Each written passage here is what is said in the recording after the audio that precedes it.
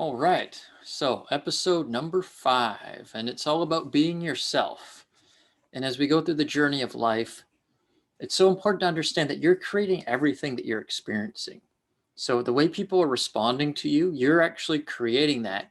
And you actually want them to respond to you that way so that you can use that for contrast, to understand what's your vibration, what's your preference, and what isn't. And often through life, we're conditioned from childhood to continuously put ourselves in situations where we don't align with the vibrations that are in the environment. And that for a lot of human beings is the whole point of this life of transformation. To understand you're transforming darkness into light. You're transforming the idea that you have to do things, that you should do things a certain way, into understanding that you don't have to do that. You align with your passion. And as you go through this process of discovering those limitations within yourself, discovering those situations that you don't prefer, that's actually part of the journey of your passion, part of the journey of your excitement. And so it's important to ground yourself in that understanding and that acceptance that if I'm experiencing something I don't prefer or something that feels like it's limiting to me in any way whatsoever, that's part of the journey of my passion. That's part of the setup that I've created for myself to experience so that I can identify exactly what I do prefer in this life and exactly what my sole purpose is, to live a life where I'm being myself to the best of my ability. So how do you do that? How do you navigate that? How do you do it in a way that's exciting, filled with passion and enthusiasm and unconditional love for every circumstance? And it's essential to understand that there's different levels of evolution on this path. So at first, it may be very annoying to deal with some of these things because that's the state of consciousness that we all go through in some way, shape, or form in our lives. And the annoyance, I think, really comes from two things. Number one, it's this attachment that we need this thing to be a certain way. It's the insistence that we need a person to be a certain way in order for us to be successful. Just like I was explaining yesterday in that business example, in the back of my mind, I felt, oh, I need this person to accept what I'm proposing to them in order for me to have the success in the way that I want it. And so it's that dissonance that caused the annoyance in me because I was insisting, even though it wasn't that much necessarily, I still had a level of insistence within myself that I needed this to be different than what it was. And therefore, that discord was created. And so there was an after effect where I had that emotional regurgitation or that kind of, it's the equivalent of if you burned your hand on the stove, you have to recover that burn on your hand, you have to heal it. We get that emotional burn right when we put ourselves in those situations. Obviously not as long, it takes sometimes a few seconds, a few minutes at most, maybe an hour or two to kind of recover from something like that. And the more accelerated you are in releasing and letting go and letting that higher power transmit through your brain and body, the quicker you get through it. But you still learn from and you recognize, wait a sec, I was hung on to something there that I didn't need to be. And I don't even need to go down that road ever again, right? Just like if you burned yourself on the stove, you'd recognize, wait a sec, I probably don't need to do it that way again. Why would you, right? The definition of insanity is doing the same thing over and over again, expecting a different result. But that's sort of the trap we fall into with being ourselves. And so the challenge is, in being true to yourself and true to who you are, is there's a lot of people that want you to be different than who you are. And so how do you navigate that? Because the biggest challenge is maintaining your course and being true to yourself. And there's people saying to you at times that I need you to be different, right? This doesn't resonate with me. This doesn't work for me. I need you to be different. In fact, isn't that what being an employee is all about? You're conforming to some cultural standard that may or may not resonate with you. And in often cases now, once you start stepping into your passion, you'll find that even a 9-to-5 job can be a wonderful thing. It can absolutely align with you and be a stepping stone into further unknown territory to becoming an entrepreneur, working for yourself, etc. And from my vantage point, that's all part of the spiritual journey in many regards, albeit it's always a different, unique case for everyone. And that's a sidebar that maybe I'll do another episode on. But right now we're talking about stepping into the unknown and becoming who you truly are, being yourself. And as you continue to step into the unknown, there's consistently going to be opportunities that kind of squeeze that out of you, They're going to ask you to do things differently than the way maybe you'd prefer to do them. And you always have the option to conform to those, or you have the opportunity to stand up and say, wait a second, I don't stand for that. That's not the way I operate. This is how I operate. And so I recently had this experience where I was in the process of being a guest speaker for a particular group that's quite prolific and built up, and it's, would be a wonderful opportunity for me to present my message and my work with the gamma breathing and how I've used that as a facilitated permission slip to help many people.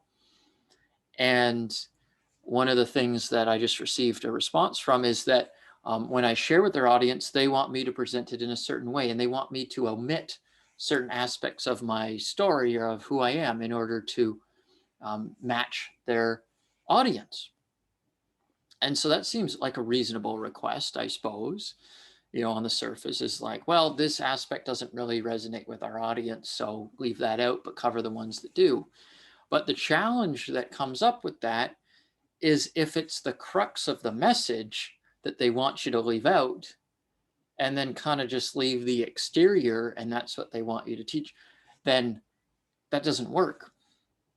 And that often happens with people, is that some of these parts of you are okay, but this part, let's leave out. And I'm going to use it as a metaphor for how we navigate our lives, often from family. Like, they accept maybe parts of us, but other parts, hey, maybe you should be different, right? And then isn't that how we view life, the world? How do you view the world? Some parts of it are great. Oh, I love this, but oh, this is no good. So just notice the judgments in your environment. For example, I noticed a judgment when one of my roommates here is watching a TV show. I find it massively irritating. And so I noticed that, and I'm like, what does that tell me about myself? Is that something I can just communicate and convey in a different way to him so that he knows? Or is it something that I should just deal with on my own, right? So you go through this process of discernment and discovery, and it's a process of understanding yourself in a deeper way. So when someone is asking you to be different than who you are, what do you do? Do you conform to that? Do you say, hey, I'm not going to do that? Or sort of rather, like, do you conform to it in the sense that you say, hey, I'm going to be someone other than who I am, and I'm going to do things their way? Or do you say, hey, I'm not going to do that? And do you go and move on in terms of saying, hey, well, this might be a great opportunity, but potentially it's not aligned with who I am. And so there's going to be a dozen million more opportunities just like this, except better, that I can wait for, because there's absolutely no rush to share my message. There's no rush to get the word out. There's no rush to get a specific result. There's no insistence or assumption about how things need to work out. And so I'm presented now with the opportunity to say, hey, wait a second, hold on. This is actually a key component of what I teach, what I share, what you're asking me to omit. And so therefore I can't do that, but maybe there's a way we can still navigate this and work together. And that makes a very relevant point surface right now. Is often in our teenage years, we go through that rebellious stage where our parents don't get who we are, we rebel. There's often a lot of arguments and conflict. Many people go through that or have been through that. So I'm sure you can relate. But if you think about it, you don't have to be rebellious to be who you are. You just simply state who you are, what works for you, what your needs are. And if they align with the other people's, then they do. And if they don't, that's fine. You move on. But it's that insistence that hanging on to it, saying, hey, they don't appreciate who I am, or they don't want me to be who I am. But simultaneously, I can still want to hang on to that. I still want to hang on to that because I need this, but I want to do it my way. And they want to do it their way. And so that's where the conflict arises. I hope you're tracking with me here. I'm slightly distracted, potentially, with my roommate overhearing how him watching his TV show annoys me. And we'll see if that sparks anything. But it doesn't matter, because it's all about the present moment. And even the thoughts that come up in the present moment are part of the present moment. They're not actually distractions. And they can be weaved into the process of teaching and learning and transformation, because everything is relevant that you're experiencing here and now. And so you look for that win-win. How can this work? How can we allow this to manifest itself in a really magnificent way? And sometimes that means not working together at all. And sometimes that means finding that common ground that really will allow two parties to collaborate and make the world a better place, make their communities better, and align to a higher vibration. Because ultimately, it's not about changing the world at all, because that's actually impossible. You're just aligning yourself with the vibrations that allow you to be transported into the version of Earth that you prefer, the version of reality that is to your preference. And we're continuously going through that process. So think about that. Stepping into the unknown means standing up for who you are, declaring that from a creative way, from a self-expressive way that's complementary to others. It's still assertive. It still comes across with confidence in knowing who you are.